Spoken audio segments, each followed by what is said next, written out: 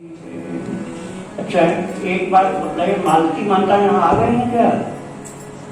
हाँ। अच्छा, अभी मोहिनी दासी जब यहाँ बैठेंगी तो मोहिनी दासी की भक्ति की बात तो आप लोगों ने बहुत कुछ सुन लिया, मैंने आपको जो बतलाया, और आप अभी उनके शब्दों में प्रत्यक्ष सुनेंगे। वो अपनी बात तो ऐसे नहीं बताएगी जैसे मैंने आपको बताया,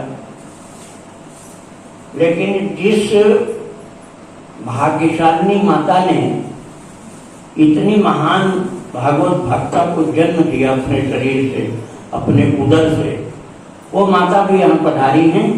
उनका नाम है मालती माता। वो आगे आएंगे। मोहिनी दासी आकर के यहाँ मंच पर विराजमान हो जाओ बेटा। मंच पर मोहिनी दासी।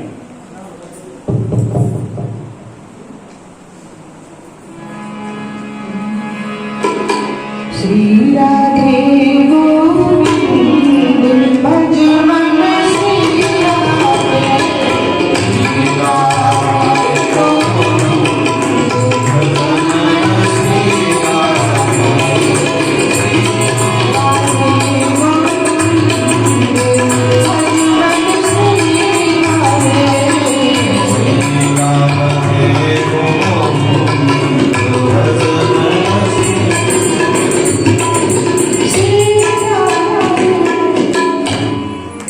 ये माता जी का मौका पर खड़े होकर ये अभी लाइव जा रहे हैं भक्ति आश्रम चैनल पर लाइव प्रचारण हो रहा है। तो ये मोहिनी दासी जो यहाँ बैठी है, इसके शरीर को जन्म देने वाली है माता भाग्यशाली।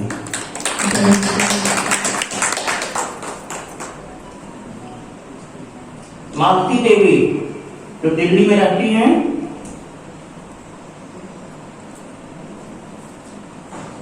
भगवान ने इनको चुना इस कार्य के लिए। इस कलयुग में भी एक गोपी को मैं भेज रहा हूं।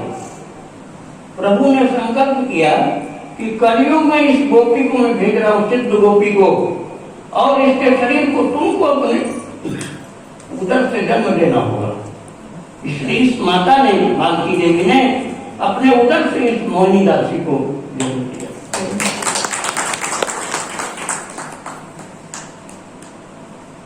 अब आप बैठो।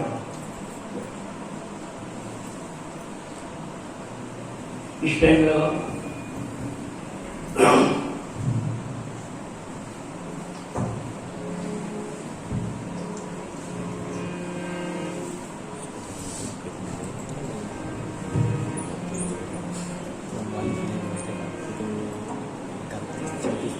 आप लोगों को ठीक से पता है अच्छी तरह से कितनी जगह लॉकडाउन लगा हुआ है, कितनी जगह कोरोना की भय है, आने जाने के रास्ते में अवरोध है, बहुत सी बाधाएं हैं, कितने लोग ज्वर से पीड़ित हो गए, कितने लोगों को कोरोना का भी संदेह हो गया, कुछ भी तकलीफों तक भी संदेह हो गया। इस कारण से कुछ लोग भय से, कुछ शासन की कठोरता से, कुछ प्रशासन के द्वारा आपकी सुरक्षा के लिए बनाए गए नियमों से कुछ बाधाएं आ गई, जिससे बहुत श्रोता तो नहीं करते हुए, लेकिन फिर भी संतोषजनक संख्या है। संतोषजनक संख्या इसलिए है कि बाधाएं बहुत थी। दिल्ली में तो लॉकडाउन लगा हुआ, और फिर भी दिल्ली से प्रेमी भक्त लोग आ ही गए। इसी तरह से और भी जगह से, कई जगह से जहाँ से आना मुश्किल था, आ रहे लोग। लेकिन जो नहीं आ पाए हैं वो लोग भक्ति आश्रम चैनल पर लाइव दर्शन कर रहे हैं। और अभी हम लोगों के सम्मुख बैठी है मोहिनी दासी, जो ऐसे महत्वपूर्ण सूत्र आपको देने जा रही है। महत्वपूर्ण मैं इसलिए कह रहा हूं कि प्रभु ने अपने प्रेम से इसके हृदय को सरस कर दिया है। केवल इसी ने कृष्ण से प्रेम नहीं किया है, केवल मोहिनी दासी ने नहीं, मोहिनी दासी ने कृष्ण से प्रेम किया है, और कन्हैया ने भी इससे प्रेम किया है। इसलिए इसका हृदय पूरा का पूरा प्रेम से तरस है। और वो उसकी कुछ बूंदें अपने शब्दों के माध्यम से यहाँ प्रोक्षण करने जाएंगे। वृंदावन बिहारी राधा रानी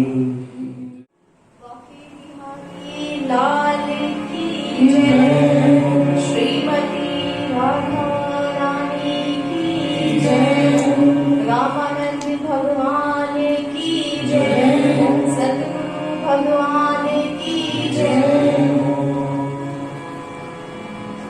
भक्तों, आप सभी को रामनवमी के पावन अवसर की बहुत बहुत बधाई। मेरी आवाज आ रही है ना? मुझे ऐसा लग रहा है कम है इसमें आवाज। उनको भी थोड़ा चेक करो।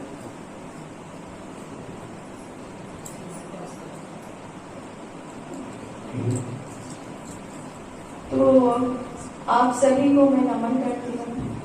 भक्ति आश्रम से आप सभी आए हैं। भगवान की कहीं ना कहीं आप सभी पे कृपा है, तो आप सभी को मैं नमन करती हूँ। श्री राधे राधे। भक्तों, आप सभी भक्ति आश्रम श्रवण करते हैं। वहां पर गुरुदेव ने अपनी अमृत वाणी से भक्तों के सरस चरित्र सुना करके कई अनंत जीवों को भक्ति के मार्ग पर लगा दिया है। भक्ति आश्रम पे गुरु की मुख से जो भक्तों के चरित्र सुनाए जाते हैं, उन सभी को भक्ति का लाभ सभी को प्राप्त हो रहा है। यही गुरुदेव की महिमा है। कहते हैं ना, गुरुदेव की महिमा का बखान करना बस में नहीं होता। मेरे भी बस में नहीं है, लेकिन इससे पता चलता है कि गुरुदेव जो भक्ति सभी को, अनंत जीवों को जो प्रदान कर रहे हैं, एक को नहीं। शिष्य जो होता है वो क्या करता है? अपने बारे में ही सोचता है, और गुरुदेव जो होते हैं वो अनंत जीवों के बारे में सोचते हैं। अब भक्ति आश्रम जो चैनल है, उसके भक्ति के सरस चरित्र सुनाए तो जाते हैं, लेकिन उसकी एक बात जो है वो सभी को नहीं पता कि यूट्यूब के माध्यम पर भक्ति आश्रम जो चैनल आता है, वहां पर निष्काम भाव से भक्त चरित्र को सुनाया जा रहा है। यानी कि यूट्यूब से एक भी पैसा भक्ति आश्रम में नहीं आता है। उसमें विज्ञापन बंद करवा दिया गया है, जिससे कि भक्ति का पूर्ण लाभ सभी को प्रदान हो सके। तो मैं चाहती हूँ आप इस बात पर सभी जोरदार ताली बजाइए, क्योंकि अनंत जीवों को भक्ति का मार्ग प्रदान हुआ है गुरुदेव की सहायता से। तो आगे मैं कुछ भक्ति के बारे में बताना चाहती हूँ। एक माता जी ने सवाल किया है कि भगवान की प्राप्ति कैसे होती है। आप सभी के मन में ये जिज्ञासा होती होगी कि भगवान की प्राप्ति कैसे होती है। तो सबसे पहले तो ये जान लीजिए कि जब हमें भगवान से अनंत प्रेम हो जाता है, उसी को भगवान की प्राप्ति कहते हैं। वही भगवान की प्राप्ति होती है। शुद्ध प्रेम जब होता है भगवान से, और हमारे मन में केवल एक ही नाम रह जाता है, कृष्ण, और उसके सिवा कुछ नहीं रह जाता, उसे ही कहते हैं कि भगवान की प्राप्ति हो गई। यही भगवान की प्राप्ति है। पर इसका मार्ग क्या है, ये सभी को जानना होता है कि अनंत जो नाम भगवान के मन में, उसका स्वरूप जो मन में समा जाता है, उसका मार्ग क्या है।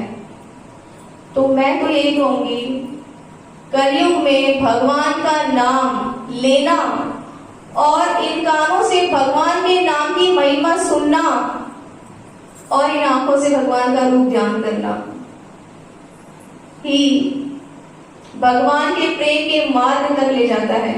भगवान की मंजिल से भगवान की मंजिल से मिला देता है। आप सभी यही कीजिए, मैंने भी यही किया है, प्रभु ने कराया है।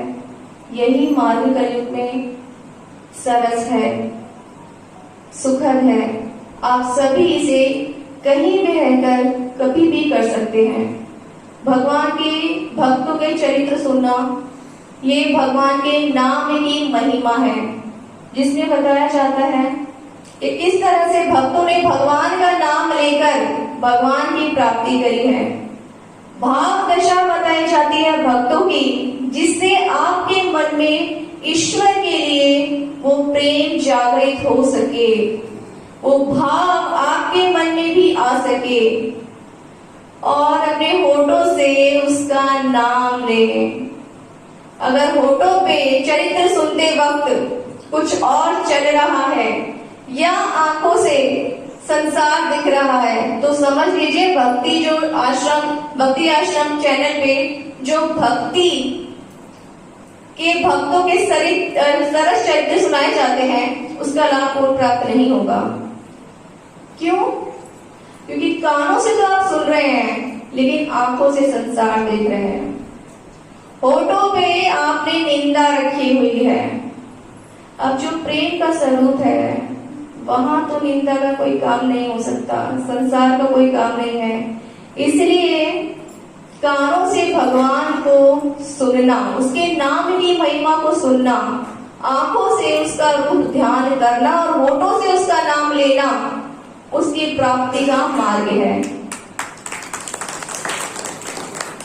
पर ये प्राप्ति होती कैसे है, इसमें भी अभी सत्य है, क्योंकि कई भक्त ऐसे हैं जो इस राह पर चल तो पड़े हैं, पर अभी तक मंजिल को प्राप्त नहीं हुई है। मेरे कहने का मतलब, नाम भी ले रहे हैं, चरित्र भी सुन रहे हैं और आंखों से संसार भी नहीं देख रहे, यानी कि जैसे वृंदावन में वास करते हैं या संत का संग करते हैं, कुछ चीजों का त्याग भी कर देते हैं, वो भी अभी भगवान को प्राप्त नहीं कर पाए। उसका एक ही कारण है, निंदा, अहंकार और अविश्वास। जब निंदा, अहंकार और अविश्वास आपके मन में विराजमान होता है, तो भगवान की भक्ति का मार्ग कष्टदायक हो जाता है। क्योंकि जो प्रेम का स्वरूप है, उसके साथ ना तो अहंकार का कोई काम, ना निंदा का कोई काम है और ना ही अविश्वास का कोई काम है। कई बार क्या करते हैं, भगवान का नाम सुनते हैं, लेते हैं और वही क्या करते हैं, निंदा करते हैं दूसरों की। यानी कि एक जल का पात्र भरने की कोशिश तो करी, पर उससे पहले उसने जहर भी भर दिया निंदा करके। तो ऐसे क्या भगवान आप फिर ही जाएंगे?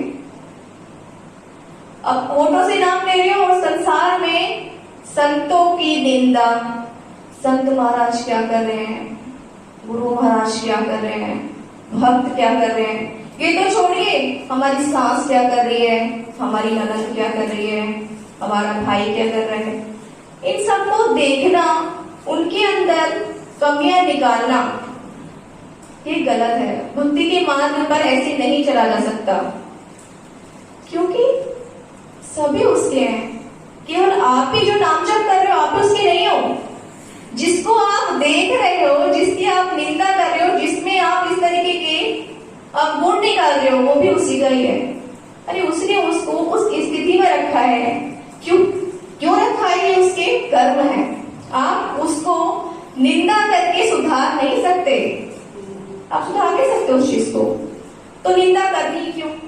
जब सुधार आपके बस में नहीं, तो निंदा करनी क्यों? अगर सुधार करना है तो अपनी भक्ति सुधारिए, फिर उसको भक्ति बनाए करिए, तब तो सुधार हो सकता है, अन्यथा इसका सुधार नहीं है।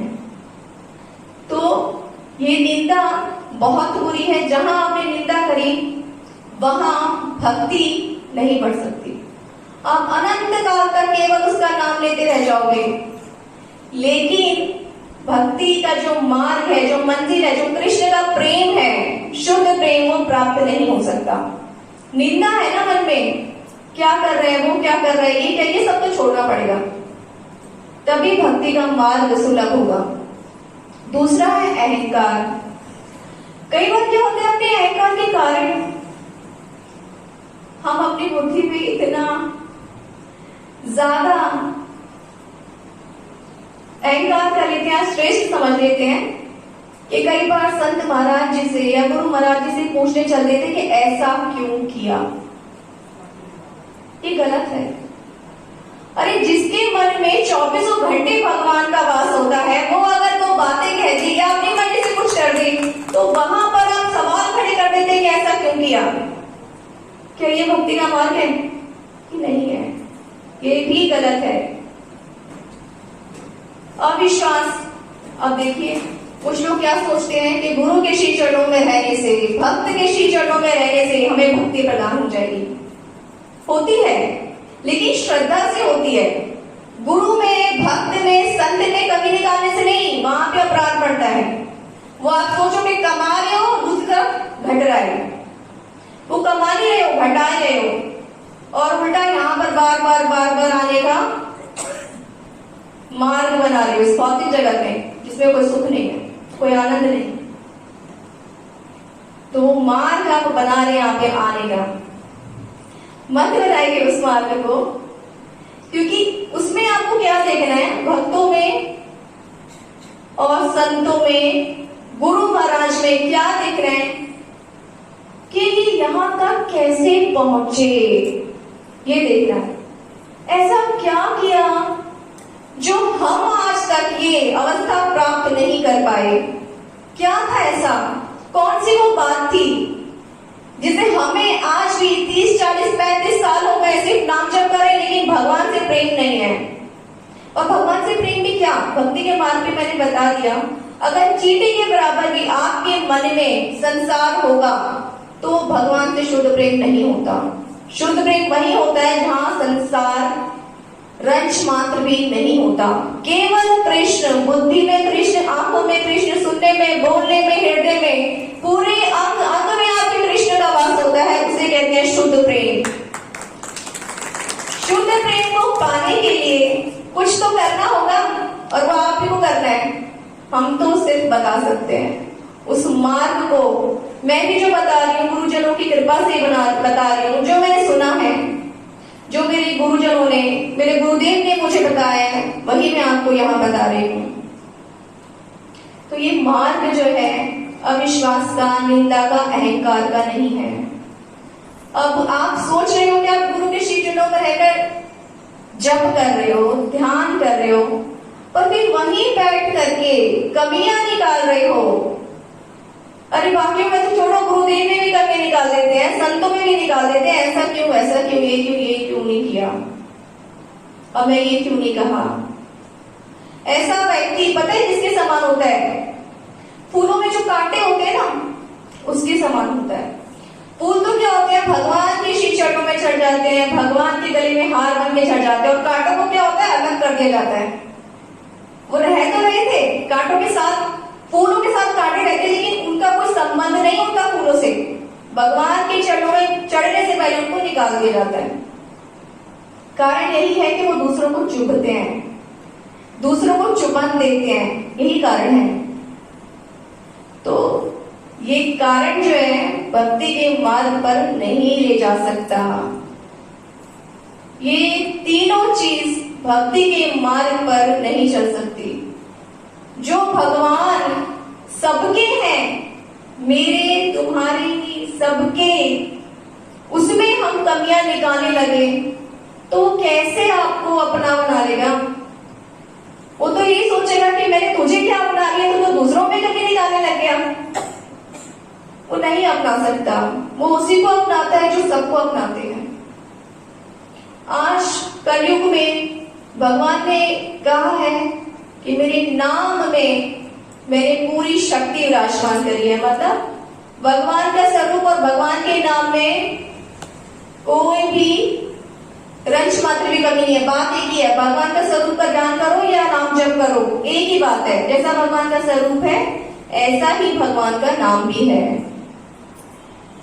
उसमें बड़ी शक्ति है। वो शक्ति, वो ऊर्जा आपको तभी प्राप्त होगी जब इन आंखों से आप किसी की निंदा नहीं देखेंगे, इन होठे से करेंगे नहीं, और अपने कानों से केवल भक्तों के चरित्र सुनेंगे, तभी उस मार्ग पर पहुंचा जा सकता है, नहीं तो आप यूं ही अनंत जन्म तक भटकते रहेंगे। क्योंकि ये तीनों चीजें जहां विराजमान है, रंच मात्र भी थोड़ी भी होगी ना, रहेंगे।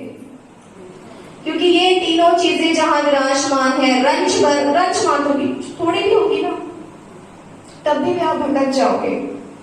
फिर कहोगे हमें नाम जप का असर नहीं हो रहा है, संत के बीच में रह रहे हैं, भक्तों के बीच में रह रहे हैं, वृंदावन धाम में रह रहे हैं, पर हम वहां नहीं हैं। तो समझिए कि उसने तो अपने नाम में पूरी शक्ति उतार दी, कहाँ कमी है? आप में ही कहीं कमी है, उसको ढूंढिए, कहीं अहंकार तो नहीं, कहीं ज्यादा अहंकार तो नहीं हो गया कि भगवान ने हमें गुरु के श्री चरणों में रखा, भगवान वृंदावन धाम में रखा तो बड़ी कृपा हो गई। कहीं अहंकार तो नहीं है आपके मन में? सेवा कर रहे हैं कहीं भगवान की, अरे आपको भी एक बात बता दूं, जिसने अनंत ब्रह्मांड पैदा कर दिए, उसे क्या किसी की सेवा की जरूरत है? नहीं है उसे जरूरत। वो आपके ऊपर कृपा कर रहा है आपसे सेवा ले करके। ऐसे ही उसके जो भक्त होते हैं, संत होते हैं, वो भी ऐसे होते हैं, उनको जरूरत नहीं है ना किसी के हाथ जोड़ने से उनको कोई फर्क पड़ता है, और ना ही किसी के जूते मारने से फर्क पड़ता है।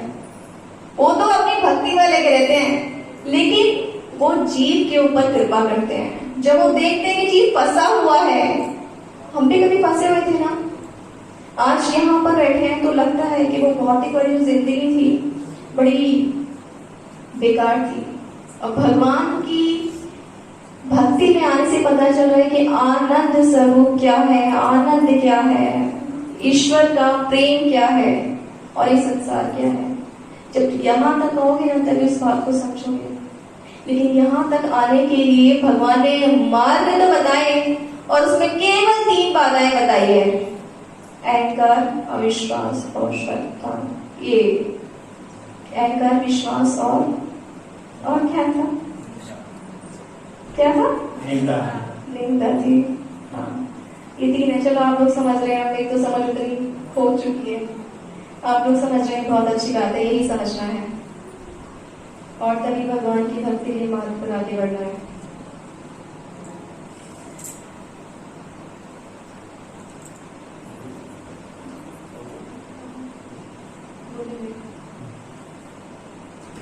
कहना तो बहुत चाहती हूँ, लेकिन मेरी जुबान साथ नहीं दे रही है।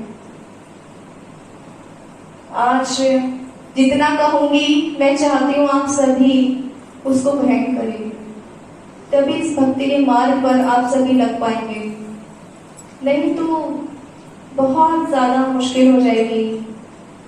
केवल हाथ मत जोड़िए संतों के, मन से उनका आदर करिए। गुरु के केवल हाथ मत जोड़िए, मन से। 36 बार सर झुकाने से आदर नहीं होता, आदर मन से किया जाता है। और संतों के गुरु की वो नजर होती है कि वो भाप लेता है कि इसकी अंदर की अवस्था क्या है, वो भाप लेता है दूर से। क्यों? निरंतर नाम जब चलता है उसके हृदय में, उसके कण कण में, उसके अंग के, उसके शरीर के हर एक अंग में भगवान का नाम चल रहा है, तो क्या उसको इतनी समझ नहीं होती? उसको समझ होती है, लेकिन वो कहता नहीं है। क्यों? मैं कुछ कहूंगा, ये कुछ सोचेगा तो अपराध में पड़ेगा, इसीलिए वो शांत रहता है। आजकल मैं देख रही हूँ कोई लोग होते हैं कि भगवान की सेवा कर रहे हैं, लेकिन अहंकार के साथ। उन्हें ऐसा लगता है कि हम भगवान की सेवा कर रहे हैं।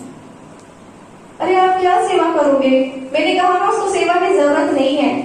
उसको तो आपका मन चाहिए, जिसमें संसार आपने रमा रखा है। वो मन तो आपने किया नहीं, जो आप इस शरीर से सेवा कर रहे हो, ऐसी सेवा तो वो लेता ही नहीं है, ग्रहण ही नहीं करता। अगर ग्रहण हो रही होती सेवा आपकी, तो आपके मन में वो उतर गया होता, वो आपसे दूर नहीं रह सकता। भगवान कभी दूर नहीं रह सकते आपसे, वो तो बैठे ही है तैयार अपना बनाने के लिए। लेकिन अहंकार के कारण भगवान भी अपने नहीं हो पा रहे। इसलिए जब हम किसी की सेवा करते हैं तो झुक कर करनी चाहिए।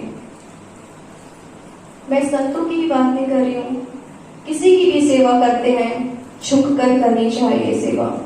सीना चौड़ा करके सेवा नहीं करी जाती, वो सेवा कबूल भी नहीं होती। क्यों?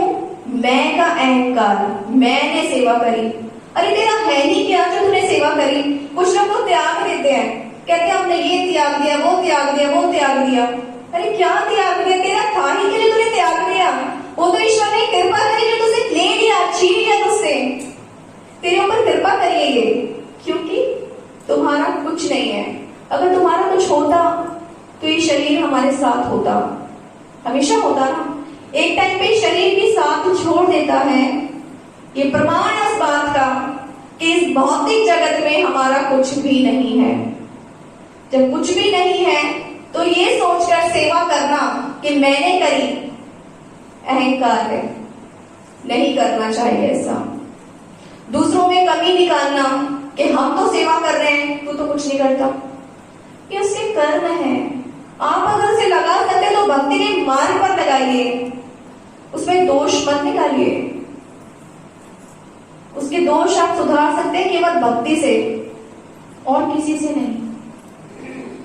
तो मैं तो आपसे यही कहूंगी, कृष्ण की भक्ति के मार्ग पर ये तीनों चीजें बाधाएं हैं, इसको अलग करके अपने कानों से भगवान के नाम की महिमा यानी कि भक्त चरित्र सुनिए। अपनी इन आंखों से भगवान का रूप ध्यान करिए और अपने होठों पे भगवान का नाम रखिए। और भक्ति के मार्ग पर अगर बहुत आगे तक जाना चाहते हैं तो सारे यही करिए, कोशिश करिए। हर सेवा में उसको खोज लीजिए, चाहे बच्चों की सेवा कर रहे हो, पति की सेवा कर रहे हो, सोचिए, विचार कीजिए मन में कि सेवा प्रभु ने हमें किसी कारण की वजह से ही प्राप्त करवाई है।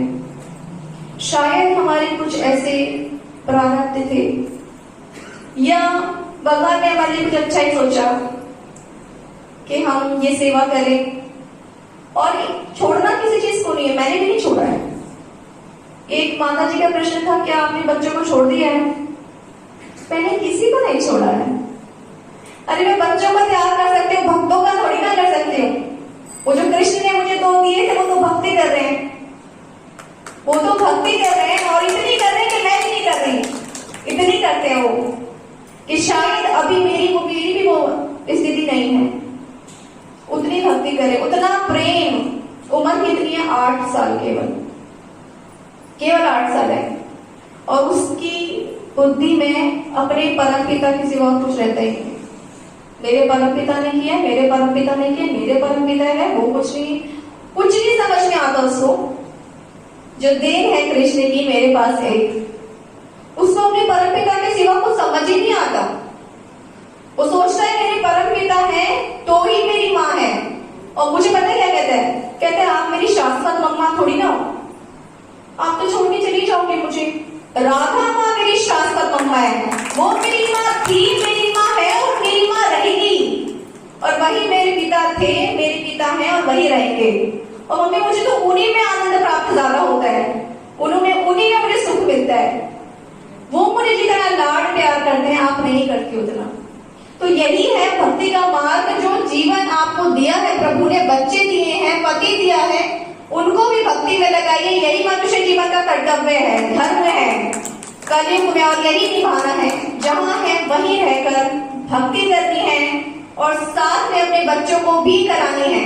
फिर उनको छोड़ने का कोई नहीं, जो भक्त हो गए ना वो, अब भक्तों को तो छोड़ा नहीं जा सकता। आप संसार छोड़ सकते हैं, भक्त थोड़ी ना छोड़ सकते हैं। और जब भक्ति हो जाएंगे तो फिर छोड़े कैसे जाएंगे? छोड़ना नहीं है किसी को भी। वैराग का मतलब होता है मन से सब खाली हो जाना। जब मन से सब खाली हो जाता है तभी वैराग होता है। अब त्याग को तो त्याग ही कहते हैं फिर, कि त्याग कर दिया, मोबाइल का त्याग कर दिया 5 दिन और 6 दिन फिर मोबाइल पकड़ लिया, तो त्याग में तो ऐसे होता है। वापस आप उसी स्थिति में आ जाते हैं जहां से आपने छोड़ी थी। तो जहां हो जैसे हो वहीं रहकर के आपको भक्ति करनी है। अपने बच्चों के साथ, सास ससुर के साथ, माता पिता ननद जो भी आपके साथ है उनके साथ करनी है। उनमें कमी नहीं देखनी। आपको तो उतना अपना मार्ग बढ़ाना है भक्ति का, प्रेम का, कि आपको कभी कुछ दिखे ही नहीं, आपको केवल कृष्ण दिखे। जहां भी आप आपको कुछ ना दिखे, क्योंकि उसका आवाज सभी में है, सभी में उसका आवाज है, मेरे में, आप में, सब में। तो यही करके, इसी मार्ग पर चल करके भक्ति का लाभ प्राप्त करिए, कृष्ण का प्रेम प्राप्त करिए, कहीं छोड़कर कुछ मत जाइए, आप भी करिए और सबको भी कराइए।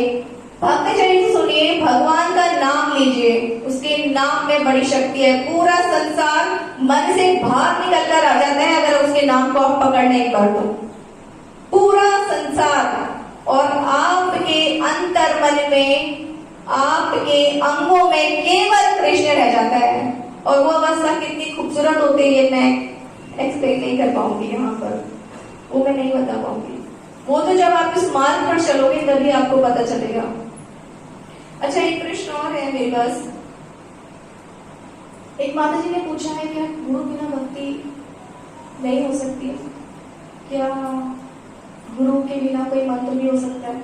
ये एक माता जी ने पूछा। तो मैं ये तो कहूंगी कि गुरु के बिना भक्ति तो हो सकती है, लेकिन सरस भक्ति नहीं हो सकती। एक होता है भक्ति होना कि हम चल पड़े हैं भक्ति के मार्ग पर, लेकिन आनंद प्राप्त तो केवल गुरु जी कराते हैं, वो गुरु से ही प्राप्त होता है। मेरे साथ भी ऐसा ही हुआ था। आज से गुरु जी से तो मेरी काफी टाइम से बात होती है, लेकिन एक मैं अनुभव उनको बताया करती थी अपने। 1 साल पहले जब मैंने दीक्षा की बात करी थी गुरुदेव से, तो उन्होंने मुझे ना कर दिया था। अब मुझे ये समझ में नहीं आया कि मुझे ना क्यों कर दिया गया, और बहुत ही रुष्ट होकर मुझे ना किया था कि तुम्हारे अंदर पात्रता नहीं है, तुम्हें दीक्षा नहीं मिलेगी। अब मुझे ये समझ नहीं आता कि मैं इतना ध्यान करती हूँ, इतनी माला करती हूँ, मैं प्रभु को निरंतर बुलाती रहती हूँ, और ये प्रभु ने मेरे साथ क्या कर दिया कि मुझे ये कहवा दी कि मेरे अंदर पात्रता नहीं। मैं तो इतना करती हूँ, अब कहाँ शब्द आ गया मैं, वो जो मैं थी ना वो गुरुदेव ने समझ ली, इसीलिए मुझे वो मना कर दिया गया कि पात्रता नहीं है।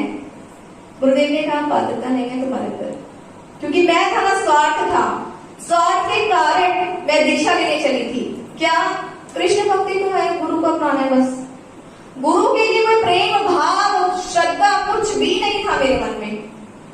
और गुरुदेव ये बात जान गए थे कि इसको अपनी भक्ति में बड़ा अहंकार है। वो अहंकार समझने के कारण गुरु ने मुझे मना कर दिया था कि तुम्हें तुम्हारे अंदर पात्रता है, तुम्हें दीक्षा नहीं मिलेगी। 6 महीने तक, पहली बार तो 1.5 साल से मैं बाहर नहीं निकली थी। अब यहाँ भक्ति आश्रम में दूसरी बार आई। अब ये सोचती रही 6 महीने तक तो कि पता नहीं क्या ऐसा हुआ जो मेरे अंदर पात्रता नहीं थी।